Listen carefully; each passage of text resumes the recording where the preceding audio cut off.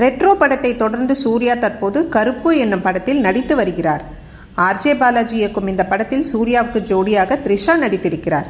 இதையடுத்து சூர்யா நடிக்கும் புதிய படம் குறித்த அறிவிப்பு வெளியாகி இருக்கிறது. மலையாளத்தில் ஆவேசம் படத்தை இயக்கி கவனம் ஈர்த்த ஜித்து மாதவன் இயக்கும் புதிய படத்தில் சூர்யா நடிக்கப் போகிறார். இது அவரது 47வது படமாகும். புதிய படத்தின் படப்பிடிப்பு பூஜையுடன் சென்னையில் தொடங்கியது. இதில் சூர்யாவுக்கு ஜோடியாக நஸ்ரியா நடிக்கிறார். திருமணம் என்னும் நிக்கா படத்திற்கு பிறகு, அதாவது 11 ஆண்டுகளுக்கு பிறகு நஸ்ரியா நடிக்கும் தமிழ் படம் இதுவாகும். மேலும் நஸ்லன், ஜான், விஜய், ஆனந்த்ராஜ் உள்ளிட்டோரும் படத்தில் நடிக்கிறார்கள். இந்த படத்தை ழகரம் ஸ்டுடியோ சார்பில் ஜோதிகா தயாரிக்கிறார். இந்த படத்தை இளைஞர்கள் கொண்டாடும் சிறந்த பொழுதுபோக்கு படமாக உருவாக்க திட்டமிட்டுள்ளோம்.